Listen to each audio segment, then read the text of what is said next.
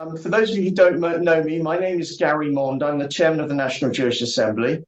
And it's my great pleasure to welcome you to this meeting with GB News presenter Darren Grimes, who's going to be interviewed by Ollie Anisfeld. I'm just going to say a few words about them both. Then I'm going to hand over to Ollie to begin the interview. Now, after that, of course, there'll be opportunity for people to ask the questions. So Darren Grimes, he's hated, he's adored, but he's seldom ignored. He's a British broadcaster and conservative commentator who's become a formidable force in British media. He's the host of Reasoned UK and he's a GB News presenter. And Darren has not just taken on the British establishment once, but twice, proving himself as a relentless advocate for free speech and democratic values. Darren's going to be interviewed tonight by Ollie Anisfeld. Ollie became a Jewish media mogul at the tremendously elderly age of 22, having launched British-based YouTube channel JTV, which is now one of the biggest providers of Jewish content in the world, providing weekly segments on Jewish wisdom, current affairs, entertainment, and much more. Both Darren and Oliver are co-founders of Reason, which is a conservative media channel aimed at young Brits. And together they're going to discuss this evening their efforts and experiences of taking on the anti-Israel and anti-Western media. So over to you, Ollie. Thank you so much, Gary, and thank you to everyone for making the time to be here. Darren and I really appreciate it, and we appreciate the opportunity to speak to you and hear from you. Just 30 seconds on how Darren and I came into contact with each other, and then I'm going to go over to Darren. You're going to learn about his amazing story and what he does. So as Gary mentioned, I set up JTV while I was in university because I felt there was a need for young people to become more inspired in their Jewish identity, in their understanding of Israel. And after doing that for a few years, I felt a similar issue, but among young British people, not being educated and inspired by what I and Darren would consider to be British values, and exposing them also to conservative ideas and viewpoints that perhaps they wouldn't hear in a very left-leaning campus culture, youth culture, media culture. And also at the time when I was thinking of launching it, there was we had the rise of Jeremy Corbyn, which was obviously deeply disturbing. So Roger Walters, who I think may be on this call, he and I got together and we set up something called Reason initially. And then it evolved into Reasoned when Darren and I met each other, and Darren became the main presenter and sort of really took the reins of the channel. And we've been doing that now for nearly 4 years. And he's just been the most fantastic leader of the project, and is such an important and rare voice in British political discourse, because not just of the views he espouses, but because of his own story and the background that he comes from. So let's start there. Darren, can you tell our audience just a bit briefly about your own very unusual and rather dramatic journey into and through politics to where you are today? Yeah, thanks, Ollie. And I just want to reiterate your thanks to the NJA as well for the invitation, and to all of you as well for joining. It's an absolute pleasure to be able to speak to you all. Now, I grew up in County Durham, in a part of the world where, politics in Westminster seems to be as distant as the stars are. My earliest political memories, I think, Ollie, are my mum basically shouting at Channel 4 News what feels like for an eternity every weekday, and that's frankly a wonder I didn't turn out to be redder than a London bus after being indoctrinated by Channel 4 News day in, day out. But I left, I basically started my first job when I was 15. It was in a hair salon. I left that when I was 18. I wasn't interested in politics remotely. As I say, that's something that happens to elsewhere and for other people, not from people, for people, or to people from backgrounds such as my own. It wasn't really until the coalition government that I had I guess you could call it a political awakening during the debates around marriage equality and these other issues. But initially, I thought I was a liberal, Ollie. I thought I was a liberal Democrat. Now, that all changed when I watched a documentary. There was one documentary that I can pinpoint, and it was called Tory, Tory, Tory. And it was a BBC documentary back when the BBC used to actually, for what I would describe as, put forward content that actually speaks for people, to people, and not at them. And it was really, really quite revolutionary in my own eyes. The description of the Thatcher Revolution, the way in which it brought about a transformation of our country, it was like finding a missing piece of a jigsaw puzzle, right? And I managed to put those into real world life experiences. You know, my mother buying our ex-council house under Margaret Thatcher's Right to Buy scheme. It was an experience that I think, when I reflected upon it, when I was old enough to do so, was utterly life-changing. You know, that the Conservative Party philosophy was life-changing on my own life and for the life of millions of people up and down the country. So that was that. And I realized, you know, I used to think of my mother as somewhere to the right of Attila the Hun, but actually I realized that we're not from different political planets ourselves as Eurosceptics. And I'm probably just a smidge to the left of her on most things. Who'd have thought it? But there we are. And then I went to Brighton University, Ollie, and I set up Believe, which was a campaign targeting younger voters in the cause for Euroscepticism to leave the European Union. And the rest, as they say, is indeed history. Absolutely. And you've had a really incredible journey from that point into going from political campaigner into media. And we'll talk a bit about your work at GB News. And we're going to talk, obviously, about all the current issues that Britain's facing, the wider world's facing. But let's just talk a bit about Reasoned first, and what it is that you can see the logo behind you, what it is that we're trying to achieve, and why we sort of feel that with all the issues that we're inevitably going to discuss now, and that I'm sure everyone in this group feels are pressing matters for Britain, for Israel, for the wider world. Why explain to everyone why you and I feel that what we're doing with Reasoned and reaching young people is such an important objective right now? Yeah, I mean, Ollie, I don't think it's hyperbole. I don't think it's overly dramatic or over-egging the pudding to suggest that actually we're facing a civilizational moment in not just the West, but in Britain. And you look at the latest YouGov polls, and they show that a mere 1%, that's 1% of those aged 18 to 24 are planning to vote Conservative at the next election. Now, I doubt there are many more, or you know, that are clamouring to vote for Richard Tice. So we've got more bank branches in Britain at the minute when we've got young Conservatives. So that is a existential moment for Conservative values and the party itself. Now, it's not just those who are very young, Gen Z or the TikTok generation, those aged 24 to 49. The Tories trail Labour, as far as Sir Keir Starmer's personal opinion polling is concerned, by 45 points. So that is seismic, right? I left my job at the Institute of Economic Affairs, where I worked after the referendum and after working on Brexit Central, chronicling the ups and downs of the Brexit talks. And I was really enthused by what Ollie was doing, first with Reason, but now with Reasoned, because, you know, despite it being of great risk to set up something like this during what was the very first lockdown, who could have guessed that we'd have what was 3 years of this on and off saga?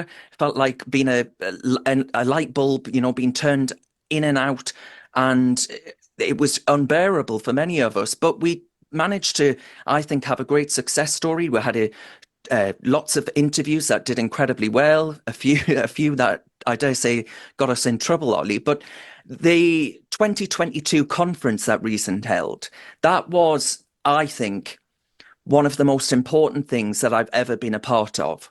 We had packed out a hall in London with full of young people, seat after seat, row after row of young people, brimming with energy, brimming with ideas, all eager to discuss themes like family, to discuss responsibility, to discuss a raft of policy issues that you don't often hear associated with a younger audience. Now, I firmly believe that conservatism can actually resonate with a TikTok generation, because I happen to believe that generation are the most lost generation that perhaps this country has known in many, many years. And I mean, I tell you this, what could be more rebellious than being a conservative in this day and age, in 2024? Being rebellious, that's what young people love more than anything else. I think they're out there.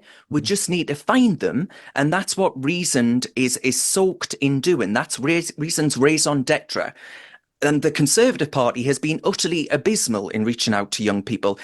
Its focus at the Conservative Party conference last year in 2023, Rishi Sunak stood up and he spoke about A-levels. He spoke about smoking bans. Well, that's not how you win people over, no matter how old they are. We need to be tackling the big issues, right? You've got a housing crisis exacerbated by mass migration.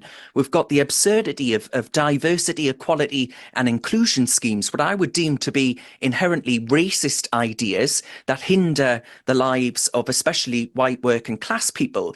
There are topics that I think can actually provoke debate, provoke discussion, that the Conservative Party is simply shying away from. And I tell you, there's potentially more controversial take, Ollie, is actually that we need to build more houses, because if young people can't accrue any capital, then why on God's earth would they support capitalism? Sure. And look, we want to jump onto issues that will also be of concern to the audience around what's taken place in the last few months. But I really want to emphasize that these issues are very much tied together, because if we don't create a new in terms of what's going to happen in Britain, this country, we don't engage the youth and the next generation in terms of the kind of politics that we care about, then all these issues that we're concerned about are going to get bigger and bigger, aren't they? Absolutely. Whether it's from on all fronts.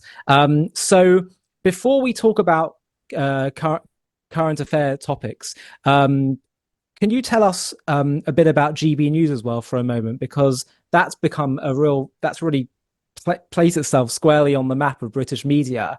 And just briefly, just in a minute or two, why did you join GB News? Why did you become a presenter for them? And just a little bit of your thoughts on. Yeah, just to highlight that point, Ollie, about the issues being connected, you know, a third of British young people say that Israel is mirroring Nazi Germany. That's according to another YouGov poll. That's a record high, and it makes you wonder, are history books in short supply these days? Because I think that is a grotesque thing to think, never mind to vocally say on Britain streets. So of course all of these issues are connected. But on GB News, I joined with gumption.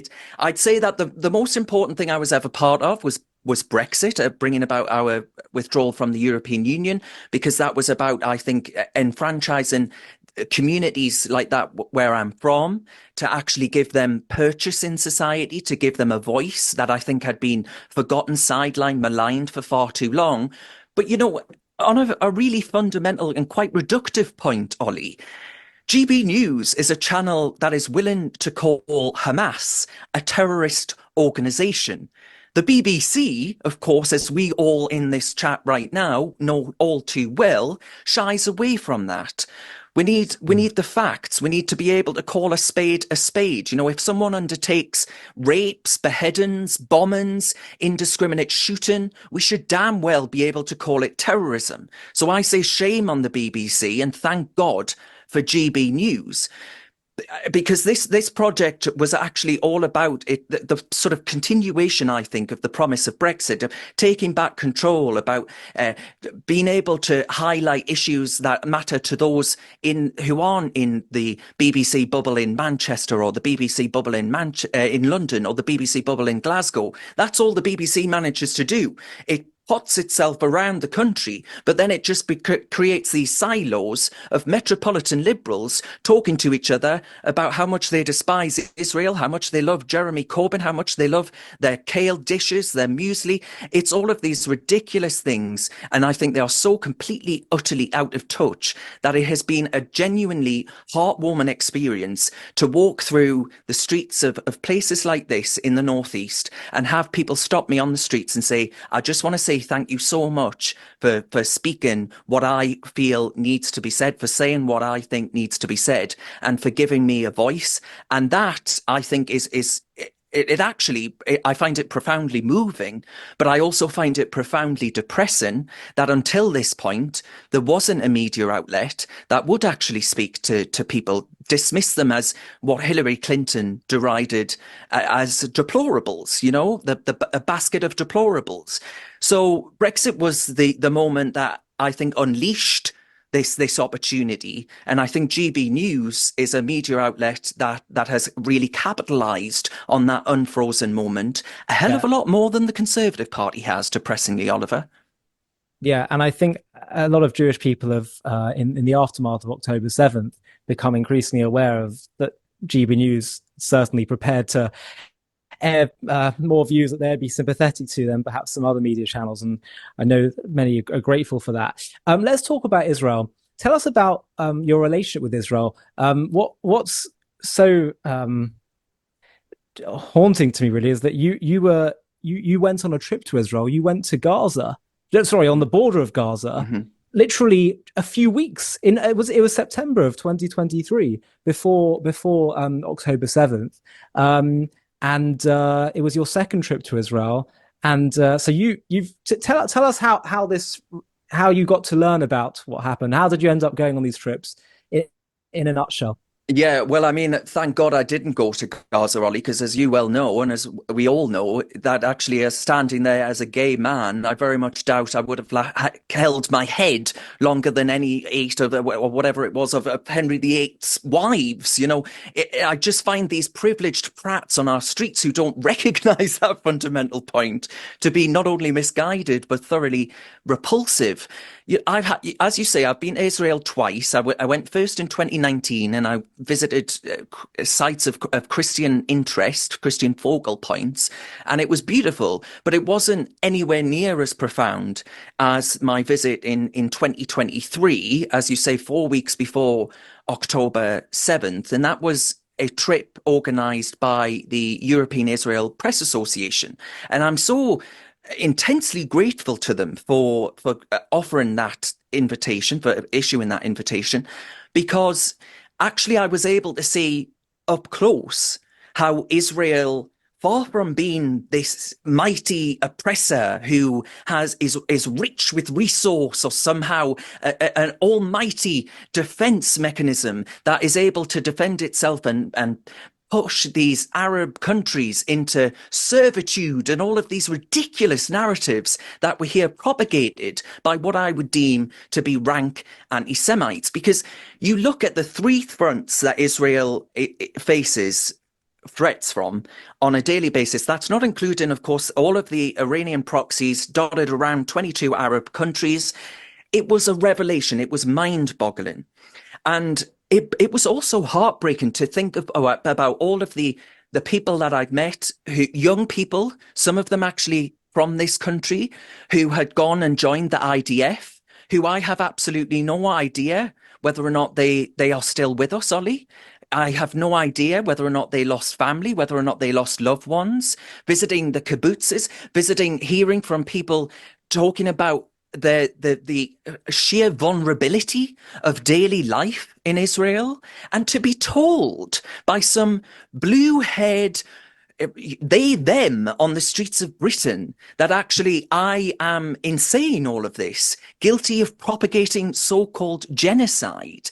I find it is ignorance. Ignorance is too polite a way of putting it. It's not ignorance, because I don't think you can be ignorant to the videos that we all saw time and again. The videos of stripped, naked women on the backs of trucks being driven around Israel, having been murdered by these barbarians.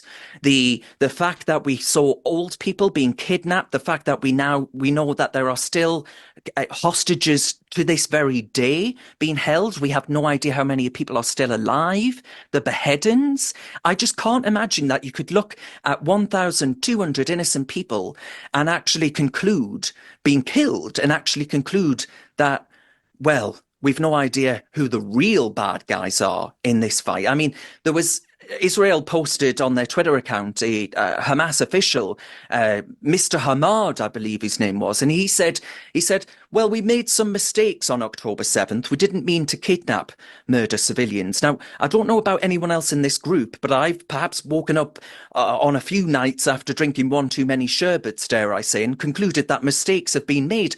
But I've never slaughtered 1,200 innocent people and months later done a television interview and said, yeah, do you know what? Mistakes may well have been made.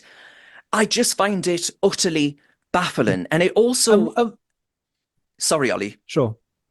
Go for it. Finish your I was your just point. going to say it also highlights the response afterwards, the response after October the 7th in this country, which I think has been utterly supine. You know, Rishi Sunak standing up at a dinner that you were at last week at the Conservative Friends of Israel and saying, well, actually, we won't allow genocidal chants such as from the river to the sea, Palestine will be free, that we've all heard ad nauseum since October the 7th, every single weekend in London, but not just London. It's not isolated to London, on other capitals, other big cities around the country. And he said, we will not stand for these chants. I'm sorry, time and again, the police force in this country do stand for those chants. They do stand for rank anti-Semitism, wreaking havoc throughout our country, throughout our institutions, universities and such like. So I don't believe this lily-livered response. And, well, we might get onto it in a minute, I've no idea, Ollie, but David Cameron's utterly supine response as well, where he's bending the knee to the Foreign Office orthodoxy, which I think is a vehemently anti-Israeli orthodoxy. Oh yeah, going all the way back to even the times of the Holocaust, where their messages were being said of what's going on in Europe, and a Foreign Office official was known to have said, "Oh, those wailing Jews." This runs deep, sadly, in the Foreign Office, but it's interesting. I want to focus a bit on the reaction, and you mentioned Cameron. There's been talk, Netanyahu has been saying it's time to think differently about the whole two-state solution thing. Israel cannot lose security control of the West Bank, of Judea and Samaria. And of course, he's being criticized, and Cameron and others, what do you think needs to be British policy when it comes to what they say to Israel on matters of like two-state solution? I would just say that, it's not only a wake-up call for Britain, as I've mentioned, about what we've actually seen on the streets of Britain, but it's a wake-up call, I think, for Israel and for Israelis and Jews around the world as well. I mean, I'm utterly disgusted by the way in which David Cameron hectors the Israeli people into trying to tell them that actually they need to accept this two-state solution idea. In Israel, of course, as everyone well knows, controlled Gaza until the 2000s, back when Tony Blair was in power. That's how long ago we're talking. And everyone back then said, oh, great, right? Israel needs to get out of more territory, it needs to give more away. That will reinforce this idea of a two-state solution. We'll get there, this two-state solution. Getting out of Gaza, what did that do? Well, what did it do? It empowered, it emboldened, it allowed deep roots of poison, of terrorism, to embed itself in that part of the world and to then cause the deaths of 1,200 innocent Israelis. So fundamentally, I think what kind of naive, what kind of utopian ignorance must you harbour if you think that such a thing is remotely viable? If my country, if Britain, had 1,200 people murdered, I would expect my country to do all it can to prevent the perpetrators from ever being powerful enough to muster such an attack ever again. I don't think I would want my country to turn around and say, well, actually, we need a two-state solution with the people that have just killed 1,200 of your countrymen, and talk about wax lyrical about things that ain't ever going to happen. I don't think Hamas are sat there thinking, right, what do we need? Well, if they really wanted a two-state solution, why the hell are they holding on to all of these hostages? Why the hell are they spending time digging up EU taxpayer-funded water pipes to construct missiles that can be sent straight into Israel. They want nothing short. It's written into their constitution. They want nothing short of the eradication of the state of Israel, of every Jew on the planet wiped off the face of the earth. So, Ollie, in short, I think it is naive. I think it's repugnant. And I think politicians, liberal-minded idiots like David Cameron, ought to know better. But easy words come easy to simple men, I'm afraid. Yeah. So what do you, in a nutshell, what should be Britain's position vis-a-vis Israel?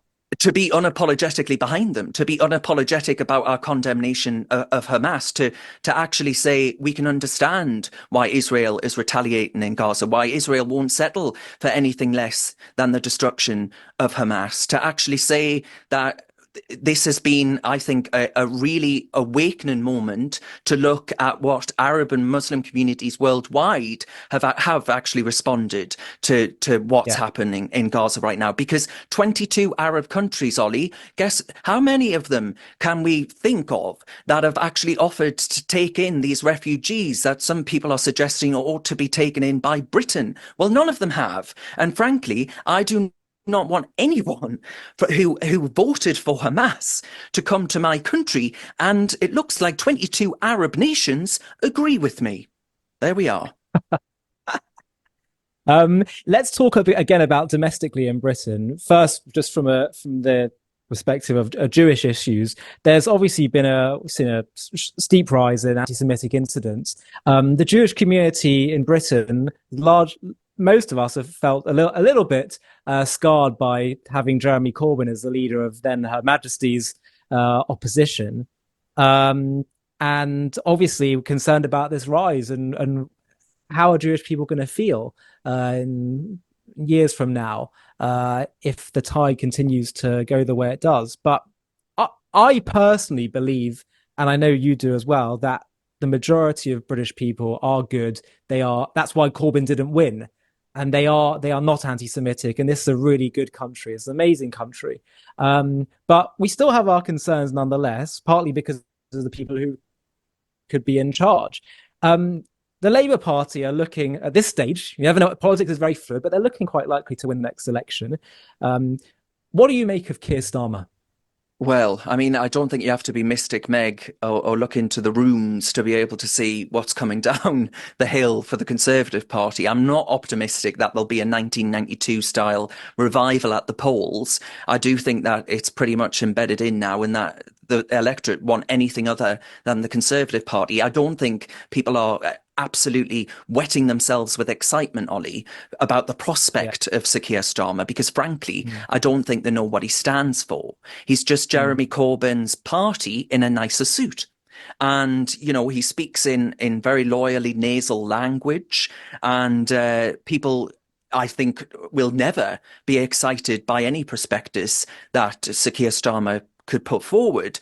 I'm grateful to him for actually, up to this point at least, been a lot more robust than we all know Jeremy Corbyn ever would have been. He would have been bending over backwards to welcome the probably speak in tribute about his friends in Hamas and Hezbollah. And I find that obviously it would have been a complete disaster, not just for this country, but for relations between Israel and the United Kingdom. So thank God we averted that disaster. And thank God, dare I say, for Boris Johnson for winning that 2019 general election as he did.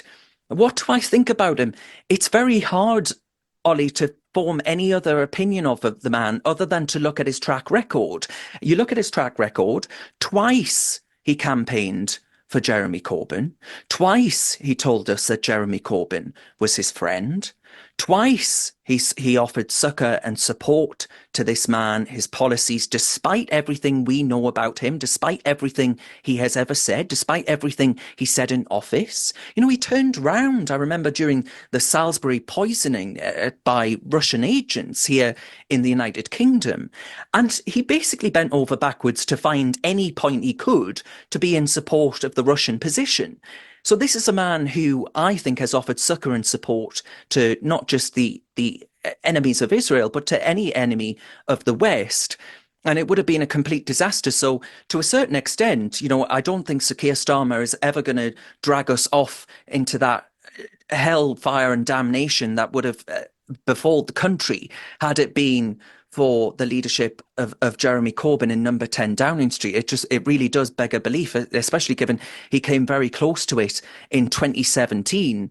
But it shouldn't be very difficult if a Conservative Prime Minister was to stand up, was to talk about issues like tackling the issues for young people, like I say, housing being one, I think, really important one, but actually turning around and being honest with them about stopping illegal migration to this country, welcoming a load of people to our shores that we know next to nothing about, who may well harbour the kind of views that we've already spoken about throughout this conversation.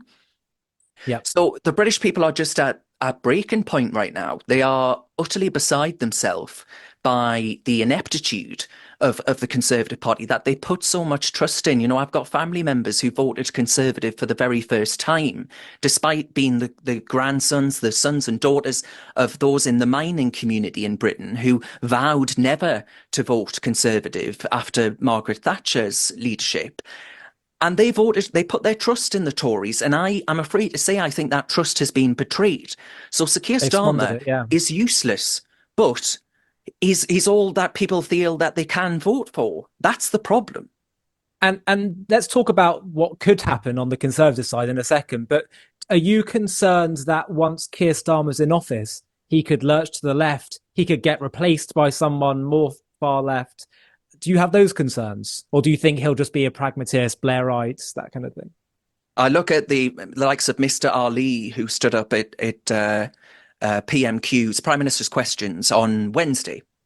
And he stood up and he said, well, you know, I've got an opportunity here to put a question to the Prime Minister on behalf of my constituents. And what did he speak about? He spoke about the blood on Rishi Sunak's hands in relation to Gaza. And I saw a tweet and it said something to the effect of, my grandmother lives in that constituency and she is too scared to put her heating on. She's too scared to keep herself warm over the storms and the weather that we've had over recent days and weeks. And he chose not to ask a question that actually mattered to his constituents and meant something to them, and instead used it as a platform to get a few likes and shares by the, I think, really quite extreme elements of the internet. And I found that profoundly troubling. And the likes of Zara Sultana, the TikTok MP, stood up and she waxes lyrical about this. In Newcastle, and not too far away from where I am now, I hear and I read time and again that the MP, Chion Wura, she says that the biggest piece of correspondence she ever receives is on Palestine. So you can see these issues just becoming more mainstream within the Labour Party. You can see the pet projects of the Labour Party turning away from representing Labour, the working man and woman of Britain, to instead representing the interests of countries around the world who might not share our views and values, to say the least. And I find that profoundly worrying. So that's where I think these issues, the culture war issues, allowing anti-Semitism to run through universities, the way in which the trans debate, not understanding. I mean, Sir Keir Starmer couldn't even tell us who does and doesn't have a penis, let's not forget, until not all that long ago, before, ironically, he found his balls. And that is also troubling. That's worrying, right? Yeah, so all of these things, I think we're not going to be in for. This isn't, we must not mistake that this is New Labour. That party is gone. This party still has elements of rank anti-Semitism in it, still has those concerned more about Palestine than they are the principality of this nation. And I worry about that, because I don't think it'll be long before they stop talking about issues like Brexit and migration and knife crime and start talking about instead how they need to put pressure on Israel. Yeah, and you described what you think the Tories should be doing. You've touched on that a little bit. But what do you predict is going to happen? Let's say they keep going on the same direction they're going and Labour get in. What's going to happen to the right? What do you think? Uh, unless Labour get in with a very slim majority and put in place electoral reform because they have to go into some form of coalition with the Liberal Democrats, for example, I think the Conservative Party won't split, which is what some people are saying. I think that ultimately people wanting to be elected will win out. And I would like to see a little bit more conservatism applied to the selection of candidates and actually looking again at the people that they have selected, because it's wetter than an otter's pocket right now, the Conservative Parliamentary Party. And I look at the numbers of selection meetings taking place at this time. I look at the finalists to get through to be selected for certain constituencies. And I worry about who will be left, Ollie, who will be left to nominate a successor to Rishi Sunak. Because let's be honest, as soon as they lose a general election, they will be getting rid of him faster than goodness only knows what. Hopefully after some internal debate, because I don't think there has been enough of that. I think there needs to be robust, frank, honest, open discussion, some form of, I'd love to debate policy at Conservative Party conference, for example, something that that doesn't happen anymore in the way that it used to. But I think the Conservative Party will have a rude awakening. I'm really worried about what it means for the makeup of the party when the so-called red wall, the MPs that took over in this part of the world aren't there anymore. And I worry that they'll forget what the coalition Boris Johnson secured for them is all about, what they believe, what they ought to believe. I'd love to see a form of national conservatism that's as robust as at defending itself and its values, dare I say, as Israel has been. I want to see unapologetic frankness about why Britain is great and why it's worth protecting, but why it's worth making it even better still. Because people are lost, people feel hopeless, people feel that that promise of Brexit, which was so profoundly important to me, I think is at risk of being lost. And I don't just mean leaving the European Union, but I mean actually enfranchising voters, giving them a voice, making them feel that they actually are, they have purchase in wider society. It's so incredibly important. Yeah, and ironically, the people who understand that most are I interviewed an ex-Islamist, ex-Hamas supporter a few months ago. He's from Northern England and Pakistani parents and was raised on a diet of hatred and anti-Western. He's now very much the opposite. And he said, we need a muscular kind of patriotism. Yes. And he said, that's part of what's so appealing to young people, for whether it's far leftism or Islamism, is it gives them a sense of meaning and direction. And we need to offer people the same thing, but through belief in the Western life and Western values and British values and the amazing story that Britain has to tell the world. Mm-hmm. Absolutely, yeah. I think about my grandfather who served with the Durham Light Infantry. He fought to liberate South Korea from North Korea, to actually free it from the chains of communist tyranny. And I think about the sacrifice that people like he made. And he used to fly a Union Jack proudly from his garden that he bought with his mining pension. And I look at that man and I feel pride and a belief that this nation can remember people like him, can be thankful and grateful for what people like him secured and not lose that. But when I see on the streets of Britain that people feel more comfortable flying the Palestinian flag than they do the Union Jack, then I realize that we have a really serious, as I say, civilizational moment to address. Because as you rightly identify, in many mosques, far too many mosques up and down the country, you will be indoctrinated with a hatred, a unique hatred. Well, it's not unique, actually. It's the oldest hatred in the world. But it's I think, unique to this new generation, this next generation. And it's coming through. It's coming through thick and fast. It didn't end with getting rid of Jeremy Corbyn. That's what we've got to identify and be robust and vigilant about. And we need a few more people in politics who aren't afraid to be proud about their patriotism, proud about what this country represents, used to represent, and will hopefully continue to represent on not just the domestic stage, but the international stage as well, because we are at risk of that. And the other risk, of course, if you don't have a strong conservative right that can deal with these issues, then that can actually create a vacuum for a far right that can grow, because there'd just be a vacuum that's not filled. Gary, I want to pass back to you now. I'm conscious of the time, so I'm sure there are questions. Okay, yes, right. The first hand I saw go up was Les Bloom. Les, please unmute. Oh, okay. Hello. Yeah, thank you very much for that, Darren. It's very, very interesting. I agree with everything you said, apart from Brexit. Anyway, well Sorry. done. Well done. But what concerns me dreadfully is that although Israel is winning the war militarily on the ground, they're absolutely losing the war on the internet, hands down. They've lost it from day one. And I find that very, very worrying that people don't understand the situation.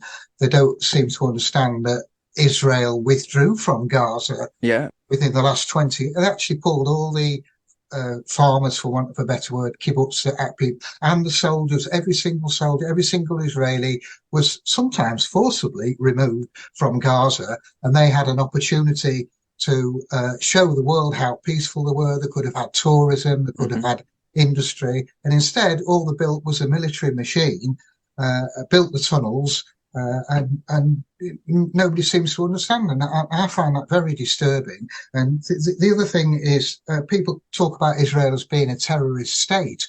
Well, it's not a terrorist state at all. I mean, it trades internationally, blah, blah, blah, blah, blah. Whereas Gaza is 100% a terrorist state. There is no exports. There is no, I don't know what the import, but the whole purpose of Gaza is to destroy Israel. That's what they're there for, you know. And they talk about Israel as being in an apartheid state, whereas and a lot of these people are from Pakistani heritage. Well, if anybody wants to check afterwards, I won't tell you. Leave it as a surprise for you. The ethnicity of Pakistan today, then you're very welcome. And indeed, the ethnicity of all the surrounding states and of Israel and the brutal oppressive regimes. I mean, you know, look at the wars. Les, can we give Darren a chance all to answer? All right. My question is, okay, no, fair enough, Gary. My question is, what can we do that believe in Israel and passionately, as I do, and think that Israel is a democracy, a thriving democracy and a caring democracy? What can we do to spread the word? Yeah, well, thank you very much, and I agree with I agree with everything you said, apart from your lack of support for Britain's withdrawal from the European Union.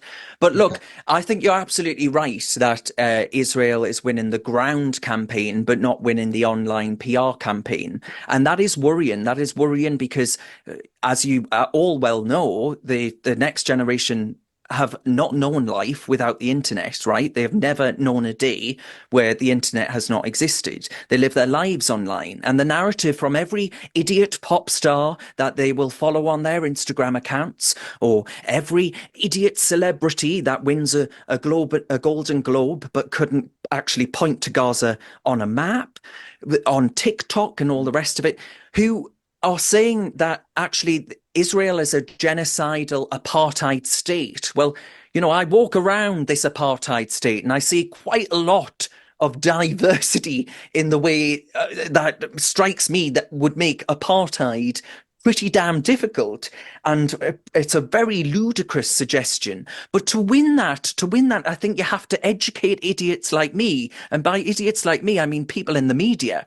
Because had I not been 4 weeks before October the 7th, had I not been to Israel, had I not experienced, as I say, the three fronts that Israel is under constant threat from, and now more than threat, of course, or bombardment from, I would never have known what it was like to drive down the West Bank with Israelis. I would never have known what it was like to stand at the border with Gaza. I would never have known what it was like to live in the kibbutzes and constantly fear that tomorrow there might be this massive dash for people who on the streets of Britain shout things like jihad and intifada. Well, those things actually mean something in the state of Israel. I'll tell you that much. And I think we've got to actually put ourselves in the fight. The IDF and the Israeli machine online is great, but it's not enough. We need influencers. We need young people of the next generation. We need more people like me in the media to be taken out to Israel and actually shown these places, actually have them brought into a real reality, tangible reality that actually people can experience and understand. Because until we actually see I don't know if Roger is on this call now, but Roger's fabulous documentary that they put out, where Roger was highlighting all of the, shall we say, challenges that Israel faces and the idiocy of people's weak narratives, from simple reductive narratives that people just don't understand what Israel faces, what the Jews face. You've got millions of people trying to wipe Israel off the face of the earth, and yet we're meant to believe that Israel is this strong oppressor that enslaves 22 Arab states. It's just completely absurd. But until you go there, or until you see the evidence, you can't understand that. You can't understand what it's like to be a Jewish person. Even in this country, you can't understand what it's like to hear someone say, from the river to the sea. In the world's one Jewish state, the Arabs have 22 states, the Jews have one, and they can't even have that one. And until you experience that firsthand, I don't think you get it. And so I'd say supporting outfits, not just like Reasoned, I'll support others too, like the European Israel Press Association, who took me out. But there are many others who I'm sure I'm not listing. The NJA will, of course, have countless examples. But until people experience that and get to grips with what it's like, what reality is, what it means to be a Jew, then I'm afraid they just simply won't. And it'll be easier to go along like lost sheep to the narrative, the prevailing narrative online. That's what's happening. There isn't a challenge to it. There aren't enough people saying no. Basically, we need to clone Douglas Murray and put him absolutely everywhere, and then it'll be fine.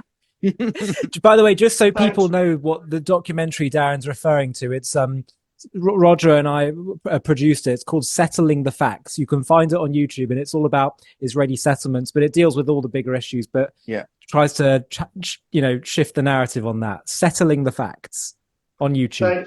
Thanks ever so much. Dr. Irene Lancaster, can you come off mute, please, and preferably turn your camera on? Yes. Lovely. Hi. Hello, Darren. Hello, we can hear you. Hi. I was just going to mention Douglas Murray, but you did. I thought you should get together with him. I know he's quite old for you, but I mean, he's young compared to me. What I wanted to ask you about was the National Conservatism. Do you mean the organisation here that was influenced by Professor Yoram Hazony of the Herzl Foundation in Israel, with people like Miriam Cates and even Matt Goodwin, who, they had a meeting? Or is that something you've just thought of yourself? It is a national conservatism that has met once or twice in this country. Is that what you mean? So I actually spoke at that conference last year, right. And so I know Mr. Hazony very well. I've read his book on conservatism, and it's excellent. I actually think that I go back to this point about Brexit being that moment for not just Britain, but I think an awakening for the West, for European nations to actually wake up and see what's going on, what's happening. And whether or not you support the people who were at the National Conservative Conference, that's irrelevant. But the ideas that were talked about there, the ideas of needing to bolster family, needing to actually allow people to say, I have a faith and I'm proud of it, and not being thoroughly ridiculed or denounced online and elsewhere. And to be able to talk about issues like well, as I mentioned there, the fact that you can more comfortably fly a Palestinian flag. If I walk down the street, well, potentially not in the street where I am right now, because where I live, Irene, is a very proudly Jewish area. And, is it Gateshead? It is, yes, it is. Yeah. Because I've been to Durham. Yeah. Yes, and you know, if I walked in the direction of Newcastle with a Palestinian flag, no one would bat an eyelid. If I walked down with a Union Jack, potentially many people would bat an eyelid. They'd call me dare I use this word, but a flag shagger is what you're denounced as. Someone that loves and cherishes symbolhood and nation too much. But they are so incredibly important, not just for Israel, but we've got to remember that here as well, because if you don't know who you are, if you don't know what you are, then you are fundamentally lost. And that's what I feel we're at real risk of being here. Yeah. Utterly lost. And this is a generation coming through that don't know what they're about, that look to these idiots online, these, you know, pink-haired they-thems who tell them that Palestine ought to be free or some such nonsense, without knowing what that actually means or why Palestine isn't free in the first place or where even Palestine is. And or even if Palestine exists, dare I say. So all of these things, just they need to be addressed by something. The Conservative Party needs some guiding philosophy. Mrs. Thatcher didn't get to where she was by not knowing what she stands for, right? If you stand for everything, well, you know, you might as well join the Liberal Democrats, and they don't get very far. Yeah. Thanks. Okay, thank you. Peter Baum, you're next.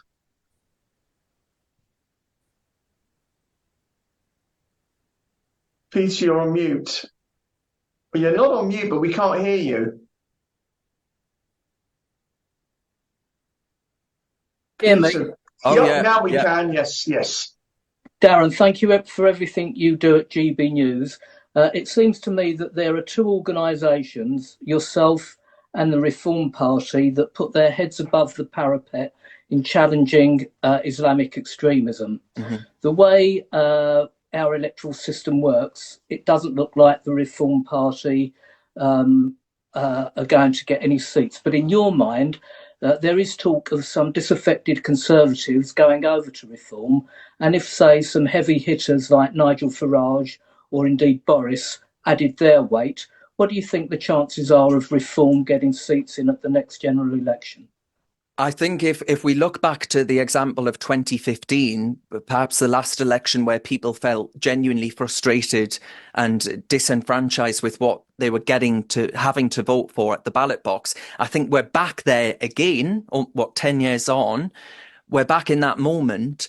And if Nigel Farage did put his head above the parapet and say, look, I'm going to stand again, it would be wonderful electorally. I think they would do phenomenally well. Let's not forget that in 2015, UKIP was winning 25% in certain constituencies. 25%. That ain't too far off winning the seats. You know, they could have had a real good go of it in 2015. And I think looking at the electoral makeup now, I'm not convinced Nigel's going to do it, because I think that he is of the view that his GB News platform is doing incredibly well. He has the most success. I don't think I'm breaking any non-disclosure agreement by telling you this, hopefully, but he has the biggest show on GB News. That's pretty public information.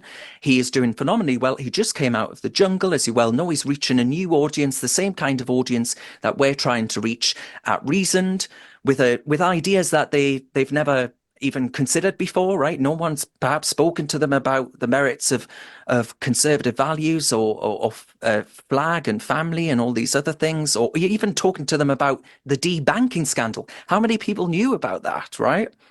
All of these things are incredibly important, but I don't think there's going to be this rush to reform by Conservative politicians, because of the reason that you say, is that the electoral system is so completely stacked against them. Where I'm coming to the view, out of frustration more than anything, that you know, the so-called instability and insecurity of a different electoral system would be a hell of a lot more exciting and enticing than the first past the post that we've got right now. I find the idea that I've got to either vote for a Conservative Party that I don't believe in, or Sir Keir Sodding Starmer, to be uninspiring, to say the least. Thank you. Keith Rose, our Vice Chairman. Keith. Thank you, Gary. Good evening, Darren. And thank you for Peter for taking the wind out of my sails. We've got very similar questions. I was one of the 2015 UKIP candidates when we got 4 million votes. Yeah. And one MP who then later defected back to the Conservatives.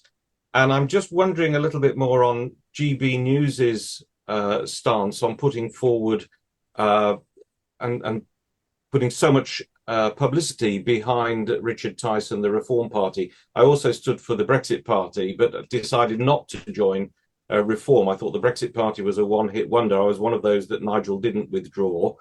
And I think that the political landscape has changed a little bit. I'm still dead against this two-party system. Yeah. But I think the real danger of so much publicity going behind Reform, much as I agree probably more with its main policies than I do with the Conservatives at the moment, is that that could lead to taking enough votes away from the Conservatives that will actually give the Labour Party a much bigger and more solid majority. And I think that is the real danger. We've got a poor political system here. We could do with the Israeli one, where they're all fighting over each other to try and make up a coalition, and that leads to chaos as well. So I don't really know what the total answer is, but GB News seems really to be giving Richard Tice a platform. No bad thing in a way, but do you think that just may edge Keir Starmer in? I think, having championing, we're regulated by Ofcom, of course. I won't be backing any political party. I won't be saying who I'm voting for. I mean, it might well be obvious, but that is by the by. I will certainly not be saying on air. I will be remembering due impartiality and regulatory issues, as many people may be aware. The channel as a whole. Yeah, absolutely. The channel as a whole, I think across the piece, is speaking to people who may well be more minded to vote for reform.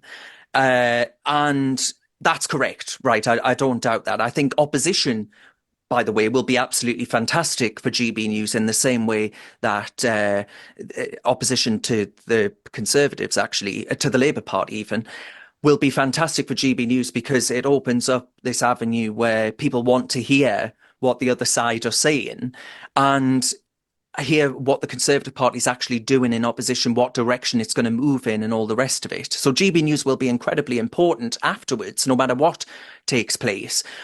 But I think that is a real risk, that people will be minded, I dare say there'll be many family members of mine, to vote for reform.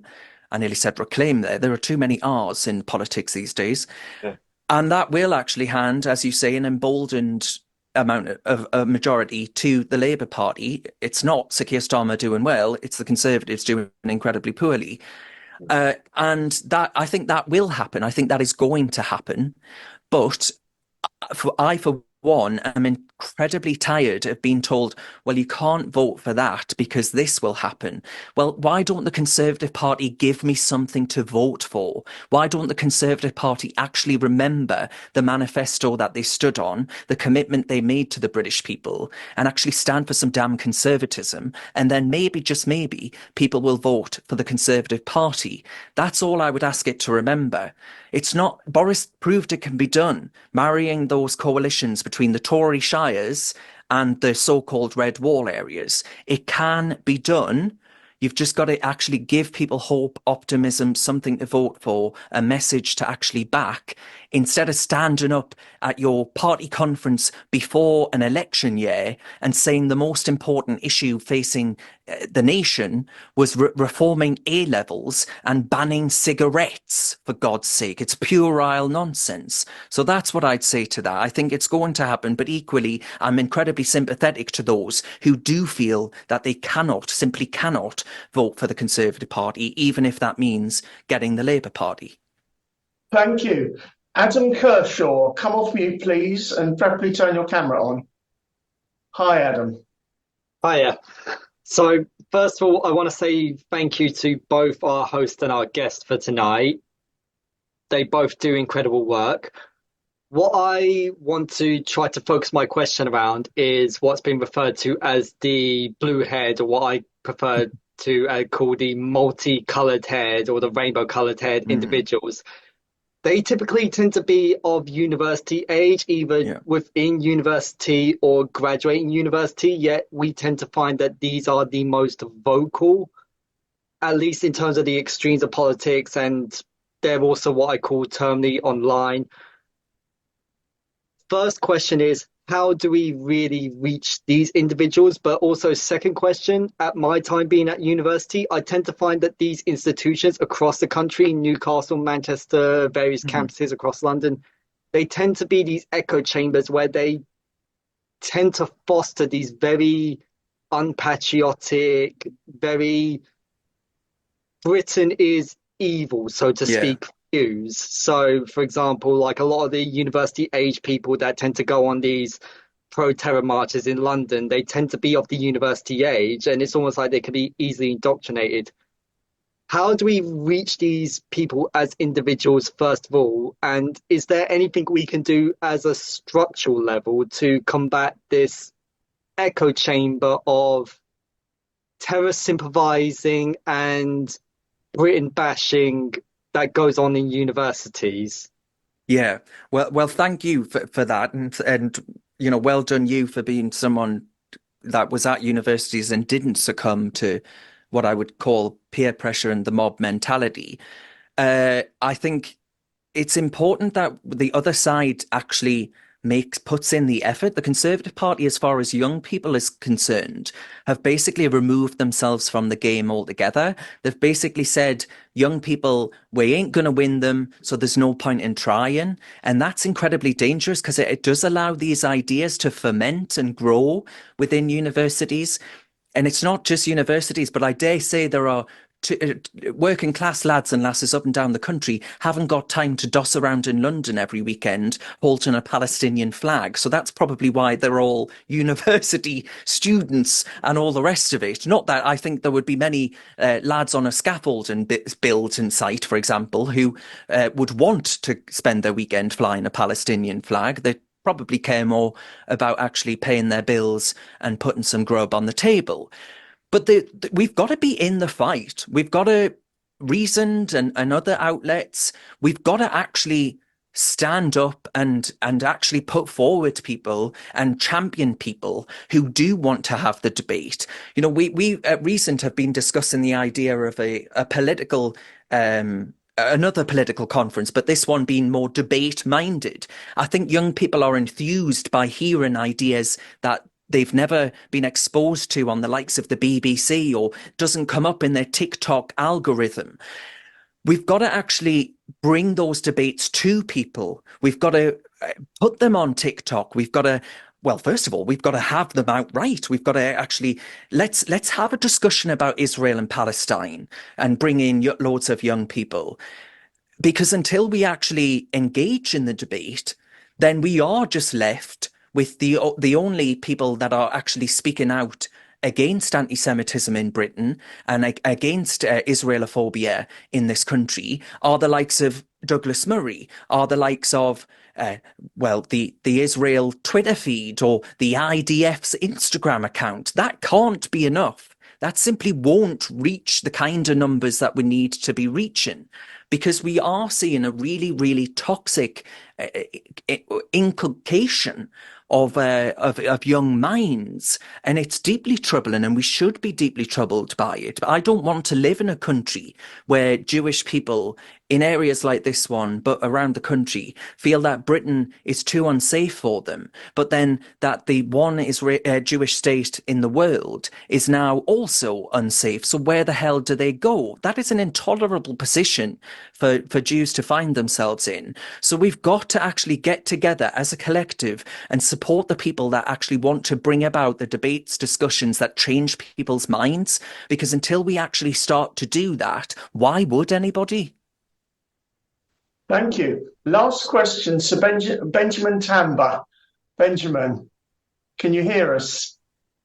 Benjamin, you're on mute. Can you come off mute, please? Benjamin, can you come? Great, you're there. Great, over to you. Hello, everybody. Hello. God bless Israel anyway. I've been to almost all the rallies. I've gone through a lot of the Palestinian rallies to observe their feelings as well. One thing I can tell you is most pro-Palestinians are from the Labour Party. And unfortunately, Jews find themselves in the Labour Party and that their constituency are full of Muslims that support Palestinians. It's a fact. You can't cover that anti-Semitism up. We are looking at right-wing, left-wing Jewish parties in Israel that come together, with Benny Gantz and Netanyahu come together to project salvation of the Jewish state, which I really love. Yeah, I'm proud of the two of them. You put away your differences when you see an enemy that wants two of you dead, and you come together to save yourself. I really respect what Benjamin Netanyahu and Benny Gantz have done. But I think not only in Britain, the whole Europe, even in America, Jewish people have found themselves with certain parties that are downplaying anti-Semitism. It's a fact. Richard Sunak is a conservative. I love conservative parties. I said this. I met Boris the last time. I said this. Look, show us how to project a better anti-Semitism. But if a Jew is in the Labour Party, and most of these Labour Party voters are actually pro-Palestinians, then maybe they have to ask themselves a question instead of trying to project that the solution is reform. It's not. The solution is not reform. If I have to give an advice, I think what Benny Gantz and Netanyahu has done shows that unity of all parties works. Trump has just won, is about to win an election without being on a debate stage where most of the questions are prepared. Yeah, most of the questions are prepared by moderators. He talks to people direct. Some of the questions they ask Trump are very difficult questions. Nigel Farage does that in his GB News show. I love him for that. He goes to houses, he goes to back garden parties, he goes to pubs, he goes to restaurants where you don't even know what the common voter want to ask you. Yeah. But you have to be a proper patriotic politician to be able to answer. Farage answer all that. I think that kind of democracy is the next solution of democracy for British society. You can't cover up anti-Semitism if you find out that your woke liberal person friend that is in a liberal Democrat also support Palestinians, and you're trying to find a middle ground, even though he's happy that a Jewish girl is in Gaza getting raped. You can't cover that up and claim that somebody is anti-Semitic. I think on the last rally in Trafalgar Square, you saw me insulting South Africa live because I'm an African. I'm proud Black African. My ancestors were pro-Israel. Osagefo, Dr. Kwame Nkrumah, Haile Selassie were all pro-Israel. They loved the Jewish people. They actually told God have made the easiest way to solve this problem after the 1948 Six-Day War. But the Jewish people went for this European project that has failed them, which is a fact.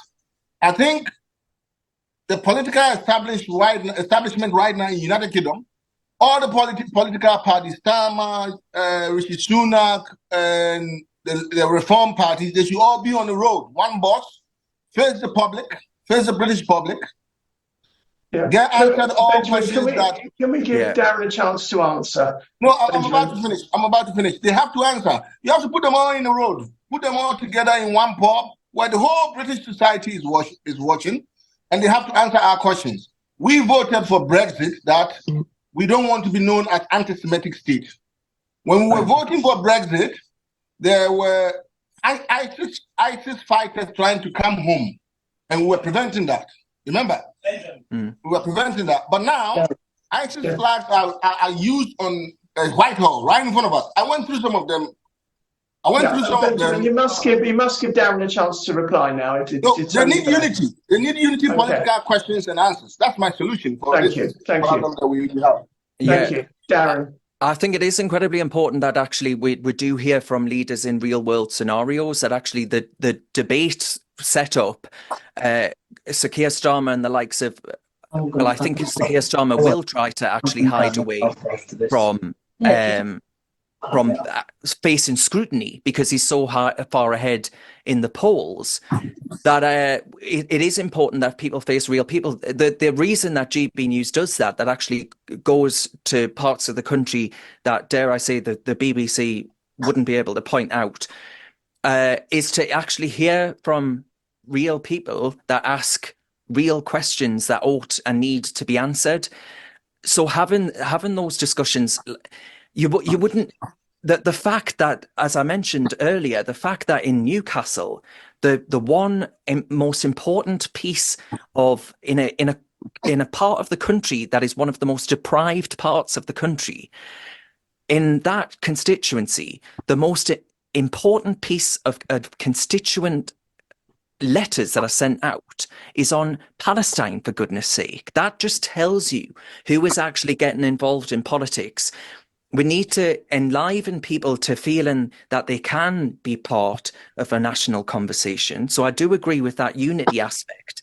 And one of the only lights and positives that I could ever envisage out of what has happened since October the 7th, the response has been the national unity that's been brought about in Israel, but also the national unity that was brought about in the state of Ukraine. Like, Russia has not played a blinder here, because actually Ukraine is unified and has a sense of nationhood like it never has before. And that is exactly what President Putin wanted to avoid. So he's had a monstrous cock up, if I can put it like that, in that respect. But we basically need to bring people along with us. So I agree.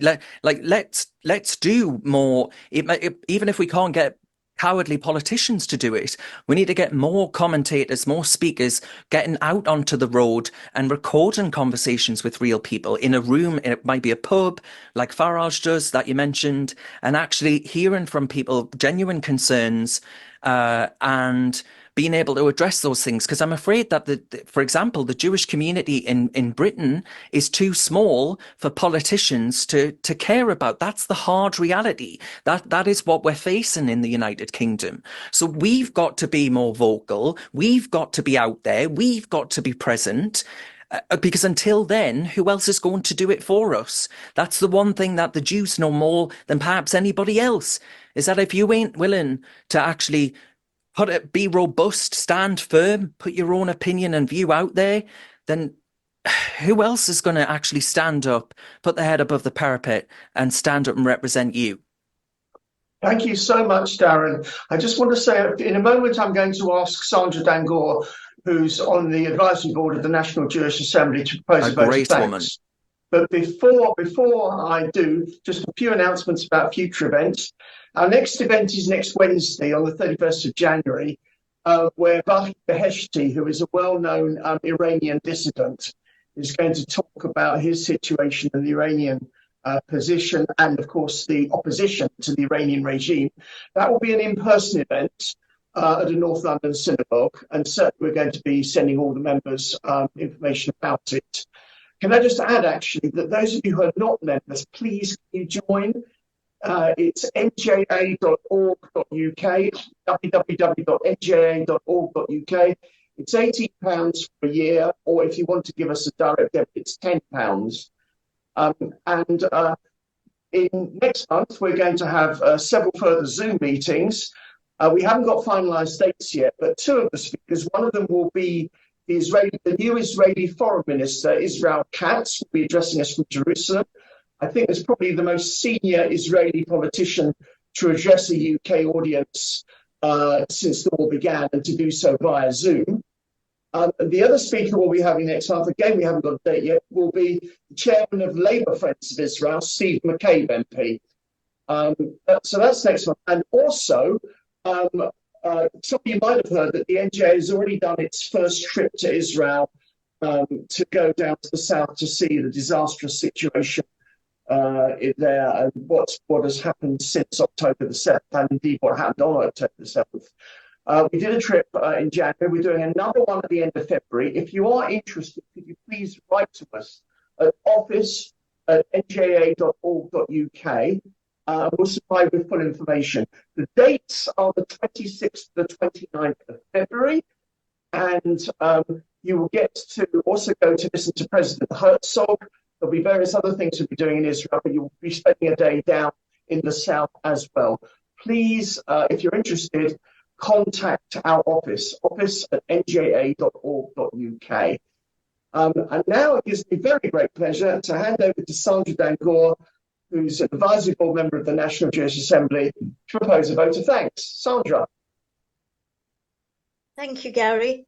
I just might add that next Wednesday, when Vahid Beheshti is speaking, he's just been to Israel, so he will be, as well as talking about Iran, he will be talking about his experiences in Israel, which will be fascinating. Well, what an interesting session we've had this evening, and I hope everyone listening in has enjoyed it. Thank you so much, Darren and Ollie, for this fascinating hour and 20 minutes. Ollie, thank you so much, not just for guiding this evening's excellent conversation, but also for everything that you do with JTV and the other work that you do as well. I mean, really makes us proud. Well done. Darren, since 2016, when we first met with Vote Leave and Brexit Central, I have followed you through all your trials and tribulations, and all I can say is you've had the last laugh. Thank you so much for speaking to us this evening, for your insightful analysis of the political landscape, especially regarding young people. And thank you for your tremendous understanding and support for Jews and for Israel, using your voice through Reasoned and GB News to tell us bluntly as it is, and not what our detractors wish you to say. We need more people like you and Ollie, using your eloquence to see us through this difficult time and keep on banging our drum. Thank you to both of you, and good luck for the coming year. And thank you, Sandra, and I wish Ollie and Darren all the best. It was a great Gary, pleasure, could we just add just for 15 seconds? You Right. can all help as well, because what we're doing is essential for it's the cultural fight back in this country, whether it's regards a change in opinion on Israel. We're focused on all British issues. We're focused on young people. Check out our website. We're on YouTube, but the website is Reasoned. So Reason, REASONED.UK. Please, if you're able to support us financially in any way, if you can, because we want to build the channel, if you're able to help us, if you know people that you think might be good presenters or might want to come to one of our events, please get involved. Please contact us. We need all the help we can get right now. Yeah, and I'm Israel High as well. I want to say that. Thank you so much to everything that the NGA and everyone else does. Thank you. And I wish you No, both Steve, the it's best in everything you do. reason.uk, not .co.uk. I'll put the right one. Well, Ollie. Yeah. Could you say it again, Ollie? Reasoned.uk, not .co.uk, reasoned.uk. Okay, thank you. Yeah. And it was my great pleasure to be on Darren's show on GB News a few weeks ago, and I now Indeed. return the favour. Thank you both very much indeed, and I wish everybody a good evening, and look forward to seeing you at the next at one of the next events. Thank you. Thank you, Gary. Thank you, everyone.